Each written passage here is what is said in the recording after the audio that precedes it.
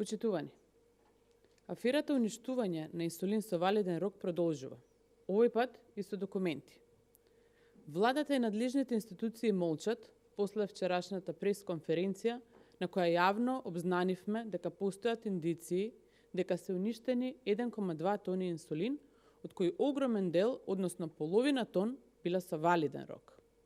Внимавајте, се работи за уништување на инсулин, чиј рок истекува дури после половина година и чија вредност е 1,5 милион евра.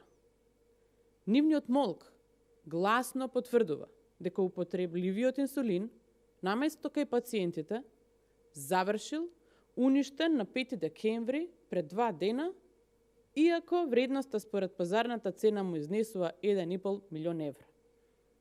Ова само ги потврдува сомнежите дека здравствените власти веќе набавен и платен со народни пари инсулин со валиден рок на употреба од светски познат производител го уништува за да создаде основа за распишување на нов тендер. За ваквиот скандал постојат и документи. Фатени се во скандал на дело. До нас беа доставени соодветни документи без било каква назнака за доверливост, во кои се содржани сите овие информации и кои бараме Министерството за здравство да ги потврди или негира. Од документите со кои располагаме, јасно се гледа дека половина тон од инсулинот, кој е уништен, има валиден рок до средината на наредната година. Дали Агенцијата за лекови и медицински средства до Агенцијата за стокови резерви доставила одобрение за уништување на споменатата количина инсулин со архивски прием на 18 ноември 2019 година. Дали целата ова операција за уништување на инсулин со валиден рок и со вредност од 1,5 милион евра била одобрена со одлука на владата на седница одржана на 22 октомври 2019 година. Со право се сомневаме дека ако се потврди ова уништување на инсулин вреден 1,5 милион евра, тогаш целта е создавање на вештачка криза која потоа ќе биде менаџирана со брз увоз од страна на фирма блиска до власта.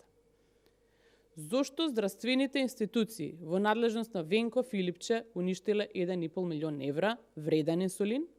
И дали, ако тоа се потврди, некој ќе сноси било каква одговорност? Дали претворањето на милионски вреден инсулин со валиден рок во отпад граѓаните повторно ќе треба да го платат со народни пари? Знаејќи дека досега Министерството за здравство е извор на корупцијски скандали во минатото, сериозно сме загрижени дека и оваа нова милионска афера повторно поврзана со работата на Венко Филипче.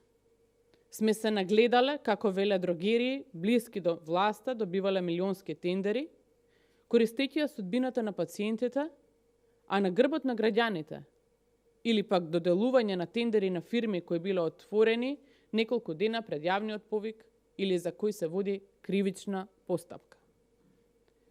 Молкот на институциите на владата, на Филипче и на Министерството за здравство покажува дека имаме огромна афера инсулин.